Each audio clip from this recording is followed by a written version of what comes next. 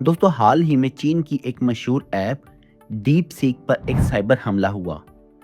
आज की दुनिया में जहां मसनूई ज़हानत एआई हैरत अंगेज तरक्की कर रही है, वहां साइबर सिक्योरिटी के खदशात भी बढ़ते जा रहे हैं।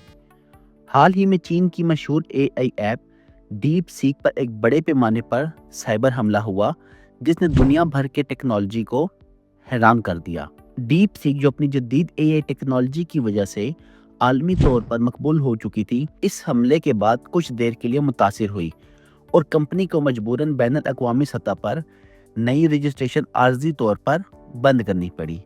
ये हमला ऐसे वक्त में हुआ जब डीप सीक एप्पल स्टोर पर अमेरिका में सबसे ज़्यादा डाउनलोड की जाने वाली मुफ्त ऐप बन चुकी थी। दोस्तों, डीप सीक के मकबूल होने की वजह से अमेरिका को $1 ट्रिलियन के नुकसान का सामना करना पड़ा। रिपोर्ट्स के मुताबिक हमला आवरों ने डीप सीक के सर्वर पर बड़ी तादाद में एप्लीकेशन भेजकर सर्वर को मुतासिर किया, जिसकी वजह से ऐप की रफ्तार कम हो गई और कई सार्फिन को आर्जी तौर पर सर्विस तक रसाई हासिल करने में मुश्किलात का सामना करना पड़ा।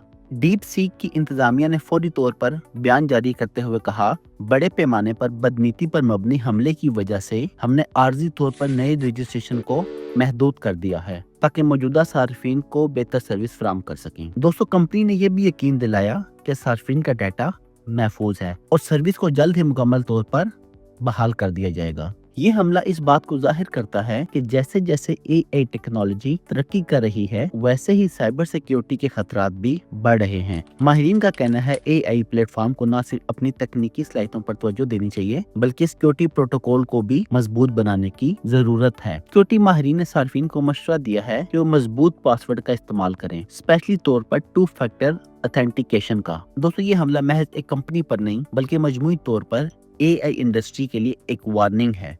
एआई टेक्नोलॉजी के मुस्तकबिल में तरक्की के साथ साथ सिक्योरिटी को भी अवलीन तरजीह देने की जरूरत है ताकि सार्फिन का डाटा और सर्विस महफूज रह सकें। डीप सीक जल्द ही अपनी खिदमत बहाल करने का वादा कर चुकी है, लेकिन ये वाकया एक अहम सबक है। एआई टेक्नोलॉजी को आगे बढ़ाने के साथ साथ इसके सिक्योरिटी पहलू पर भी भरपूर तवज्जो देनी चाहिए।